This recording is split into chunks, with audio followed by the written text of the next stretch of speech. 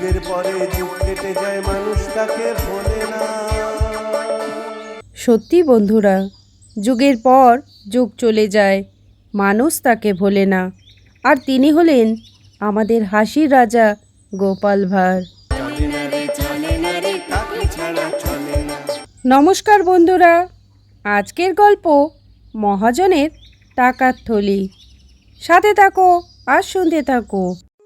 আজ থেকে অনেক বছর আগের কথা। একবার এক মহাজন টাকার থলি সহ নৌকো করে নদীর ওপারে যাচ্ছিলেন। মাঝ নদীতে হঠাৎ করে নৌকোটা ডুবে যায়। তীরে গোপাল ও তার বন্ধুবান্ধবরা দাঁড়িয়েছিল।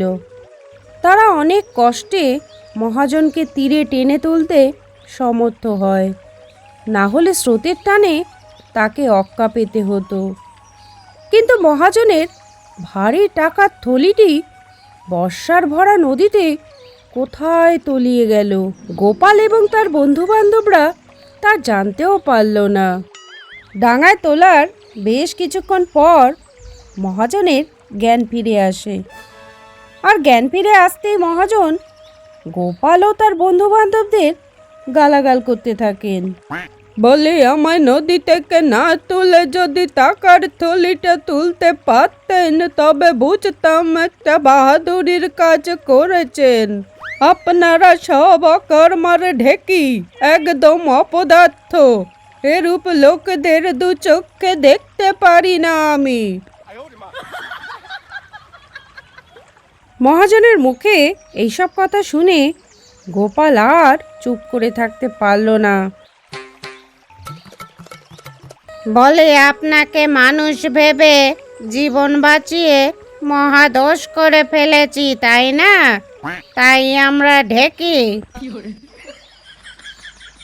আগে যদি জানতাম আপনি একটা অকৃতজ্ঞ জন্তু বিশেষ, যার কাছে জানের চেয়ে টাকার থলি বড়, তাহলে আপনার ওই মাংসের ঢিবিকে আমরা স্পর্শও করতাম না।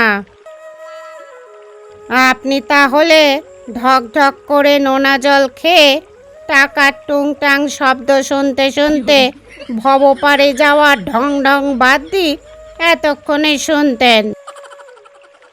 মহাজনকে এইসব কথা বলে গোপাল ও তার বন্ধু বান্ধব রাগ করে সেখান থেকে চলে গেল।